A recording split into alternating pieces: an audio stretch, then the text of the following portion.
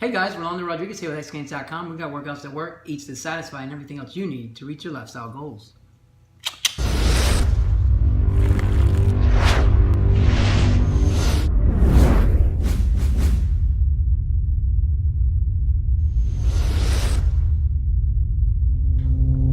So today I want to make a quick little video concerning treat/cheat meals, specifically when you're following a ketogenic diet, a low-carb, high-fat diet, in other words. The whole point is to get into ketosis, to get to the point where your body is utilizing and oxidizing fat as fuel and producing ketones to fuel your brain mainly. To do that, you have to keep your carbs low.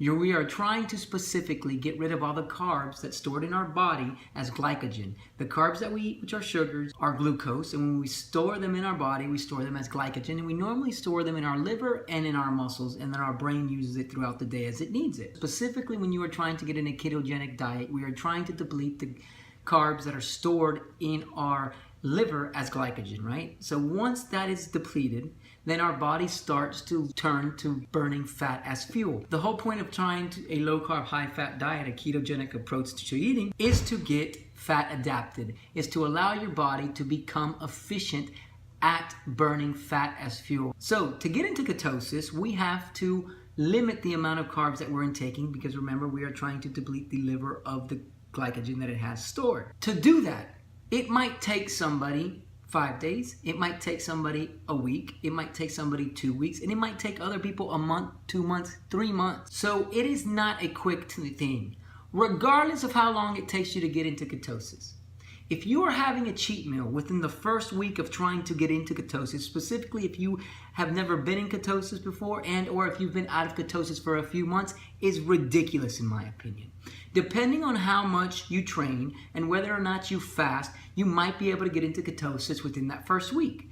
But a typical approach, you're not. So what I tell my clients and the people that I'm coaching is to not think about any cheat meals for the first 3 weeks, okay? Because here's the thing, let's say that you do get into ketosis in that week 1. Then all of a sudden you go out and your body's only had maybe 6 days to get accustomed to burning fat, and maybe it's actually been burning fat for 1 day.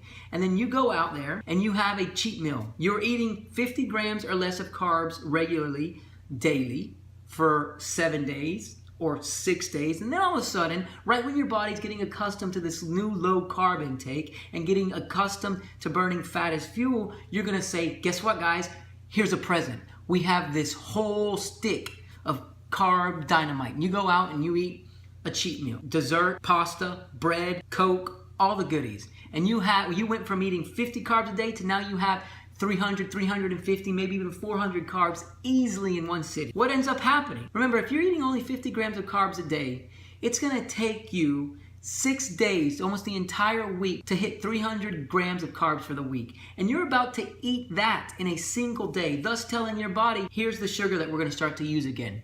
And remember, our body utilizes sugar first, so it's going to stop burning fat to utilize those carbs that you're intaking. And if you haven't worked out, the situation's even worse, okay? Because if you haven't worked out, remember, you haven't used the glycogen that's stored in your muscle, so those muscle tanks are full. It's going to spill over to the liver, and the liver's just going to get completely full. So your 5 days of hard keto work wasted in a day. Okay, so I say let's do it for 3 weeks. That way your body adapts totally to fat burning, and some people might just get started at 3 weeks, so it all depends.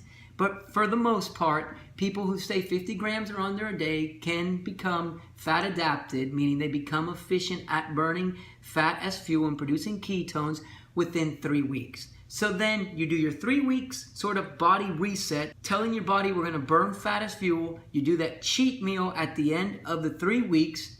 Your body says, whoa, check out all these carbs. And hopefully in those 3 weeks, you've been depleting your muscle glycogen. So you have some spare room in your muscles to store some glycogen. And then your liver says, wait a minute, we got all this glycogen. Let's start using it. We're going to use it as quickly as possible to get back to fat burning. And you get back into fat burning by doing ketosis, a ketogenic diet for the next couple of days, or by fasting the next day, or whatever you do. But don't think about a cheat meal within the first 3 weeks of starting a ketogenic diet if it's the first time you're doing it, or if you've been out of ketosis, I'd say for about a month. Reset yourself, do 3 weeks at least. So if you're entering a ketogenic diet, no cheats for the first 3 weeks.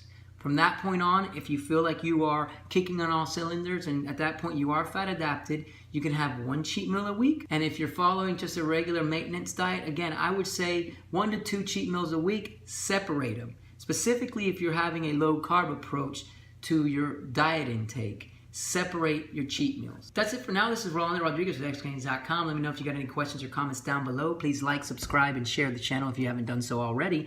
I'd greatly appreciate it. Again, the website is x-, that's the symbol, not the word, gains.com. And I hope you guys have a fantastic evening. Peace.